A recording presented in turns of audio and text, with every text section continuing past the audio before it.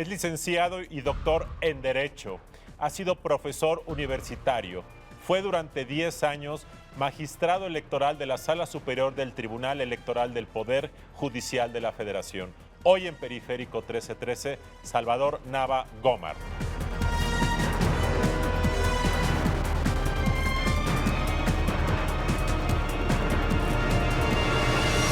Salvador, bienvenido al programa. Estás o has terminado un periodo de 10 años como juez electoral. Dime primero, si vemos como un bosque estos 10 años en donde has emitido con tus compañeros sentencias para dirimir la justicia electoral, ¿qué ha cambiado desde que llegaste hasta que saliste? Primero, gracias por la invitación, querido Luis Carlos. Es un bosque muy tupido en el que nos fuimos metiendo poco a poco. Te doy un dato. El primer año resolvimos más asuntos que todo el tribunal en su historia anterior. Entonces creo que el principal cambio es el alto grado de litigiosidad. Todo se impugna, cada vez se impugna más. Tenemos como órgano más instancias, más partidos políticos. El número de juicios es asombroso, casi 60,000 resolvimos en 10 años. Y unas normas mucho más sofisticadas que al principio. Danos una idea. ¿Resolvieron el año que ustedes llegaron? Digamos, sí. 2007, ¿cuántos asuntos les llegaron? No lo sé exactamente, pero suma 59,700 asuntos. En estos 10 años. En estos 10 años. Okay. Es decir, más de 10 asuntos diarios. De acuerdo. El juicio que más llega al tribunal es el juicio de protección de derechos político-electorales, y los actos que más se impugnaron en los 10 años fueron actos de estructuras de partidos políticos. Es un dato muy importante. Dinos, ¿quién usa este juicio para la protección de los derechos políticos? El que más lo usa son los militantes de los partidos. Es un juicio que se usa para tutelar derechos político-electorales, que son votar, ser votado, asociarse y afiliarse. Puede venir un ciudadano o un militante de un partido. Quien más ha venido son militantes de partidos que se quejan de que los partidos o no les permiten participar, o no les reconocen un triunfo, o no los dejan acceder a cargos partidistas. Esos son los que más se quejan, y el tema sobre el cual más se quejan es el segundo. Lo que pasa es que hay distintas violaciones y entran muchos derechos fundamentales en tutela. Entonces, sí, definir un solo tema es complicado. Pero digamos, más de la mitad de los juicios son de juicios político-electorales, y más de la mitad de los juicios político-electorales son de actos de partidos. Okay. Digamos que es muchísimo lo que hace. Yo te diría que las personas cada vez más tienen mayores accesos a la justicia para poder restablecer sus derechos. Que haya más litigiosidad, ¿es una buena noticia o es una mala noticia? Yo he leído siempre que se dice como un dato que se resalta: el Tribunal Electoral resuelve más asuntos que antes. Sí. Pero para mí eso es una mala noticia, porque si los ciudadanos, los militantes, los políticos van y se quejan, quiere decir que el sistema no está funcionando. Bueno, es una buena noticia para el ciudadano, es una buena noticia para el militante. Hoy en este país cualquier persona puede ser candidato independiente o puede jugar una interna de un partido político, contender en una elección constitucional y ser autoridad, lo que no ocurría hace unas décadas. Es una mala noticia para el sistema. Queremos una democracia que genere 60,000 impugnaciones en 10 años. Quizás lo que está faltando es la cultura democrática. Te diría que es el principal foco rojo, ¿no? Que haya crecido el número de asuntos no significa también que hay un incentivo perverso en el sistema, en donde paga quejarte, aunque tu queja sea frívola, aunque tu recurso carezca de validez, o simplemente está convirtiendo en parte de la estrategia de salida. Pierdo una elección, me quejo. No me hacen candidato, me quejo. ¿Qué opinas de eso? Que no sabemos perder en términos generales, y tiene que ver con la cultura democrática. Ahora se especula en ocasiones, se quiere ganar en la mesa lo que no se ganó en las urnas. Eso no sucede. De los 60,000 asuntos, yo te reto a que te acuerdes de 50 asuntos polémicos. Aquí traigo. Sí, ya no sé cuántos traes. Ahora bien, si bien es cierto que los justiciables, nuestra clientela, es muy compleja, porque es muy subjetiva, son políticos lo que estamos juzgando. El mismo actor dice: qué buen tribunal, qué resolución tan justa, y en 2 semanas dice: no tenía razón, ¿por qué nos han juzgado así?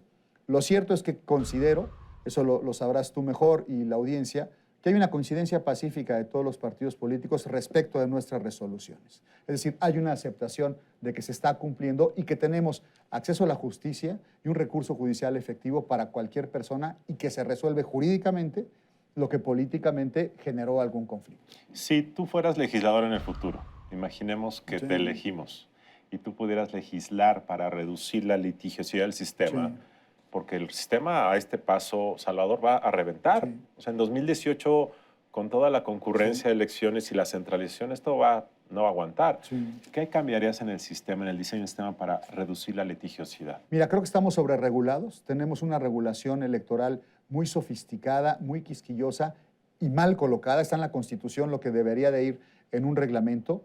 Tenemos una libertad de expresión acotada.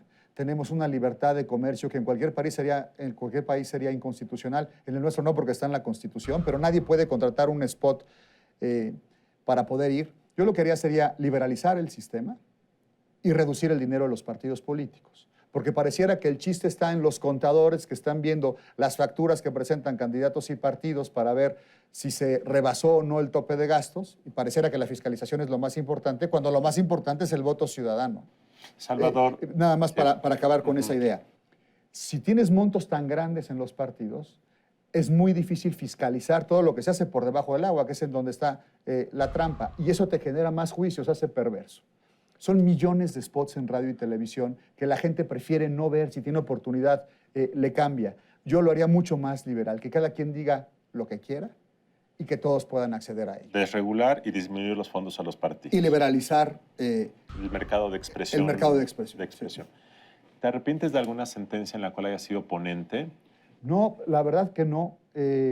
Claro, fueron muchas. Quizás hubiera procesado algunas de manera distinta, algunos debates los hubiera presentado de manera diferente, pero creo que fui consistente con mis líneas de argumentación, y mis cambios de criterio también se explicaron a la luz de distintas reformas constitucionales que vivimos en estos 10 años que nos cambiaban o sofisticaban las reglas del juego. Ahora, como tribunal, como colegiado, ¿crees que debieron haber tomado una sentencia en otro sentido en estos años y que alguna cosa debió haberse decidido diferente por el colegiado?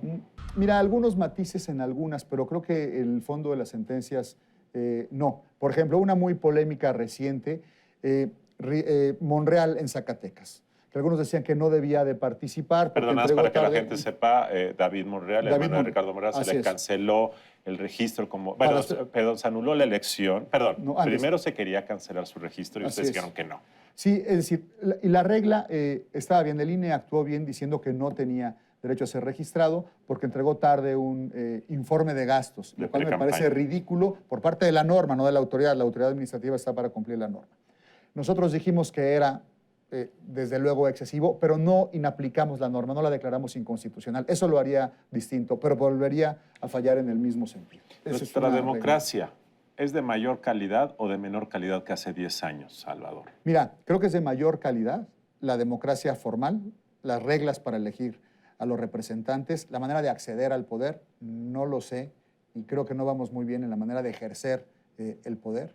Es mejor por lo que hace la tutela de derechos, pero no en la cultura para evitar la violación a los derechos fundamentales. Es mucho mejor y mucho más robusta en transparencia, lo sabes muy bien, pero no con eso ha disminuido la corrupción, algunos mecanismos de control. Entonces, sí hay una progresión institucional, normativa, orgánica, por lo que hace a los derechos, por lo que hace a las instituciones, pero no se refleja en una calidad global del sistema democrático mexicano. Esta reflexión que acabas de hacer, Salvador, es la reflexión fundamental de la democracia, porque esto que dices de que hay una progresión normativa se observa en el tema de transparencia en general, en materia de procuración de justicia ha habido una progresión, en materia electoral, y sin embargo en la práctica esto no está ocurriendo. Por eso mucha gente dice, bueno, estamos invirtiendo más en el sistema en su conjunto, el sistema electoral, autoridades, tribunales, partidos, pero los gobernantes que elegimos son más impunes, son más irresponsables, tienen menor calidad a veces. En algunos casos, pero en este país hace 40 años no primaba el principio de una persona, un voto.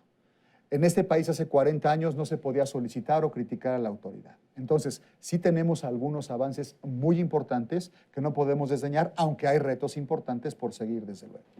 ¿Cuáles son los desafíos de los nuevos magistrados electorales en los próximos 18 meses, Salvador? Bueno, de entrada, el proceso del 18, que será el más complejo de la historia, la federal más 30 elecciones locales, un sistema de fiscalización muy complicado, un sistema de protección de derechos que pone en jaque a la autoridad administrativa. Las quejas contra el Instituto Nacional Electoral se ven en el tribunal desde la óptica de ayudar al justiciable porque hay suplencia de la queja. Entonces, están rebasados en el instituto por las funciones que tienen. Estoy hablando de diseño normativo, no de su eficacia ni de su comportamiento. Y entonces en ocasiones resuelven cosas muy rápido, muy complejas, que cuando se impugnan jurídicamente no aceptan una prueba o un tamiz de constitucionalidad y se tienen que regresar. Yo estoy satisfecho con la nueva integración. Me parece que llegan grandes jueces, gente que conoce. 4 de ellos eran magistrados regionales. 1 de ellos más trabajó en el propio tribunal y también en el instituto. Creo que podemos estar tranquilos porque las reglas, las instituciones y los derechos están a buen resguardo, Luis Carlos. López Obrador ya descalificó a los nuevos magistrados, Sí, como lo hizo con ustedes, como lo ha hecho con los consejeros electorales. No es nuevo.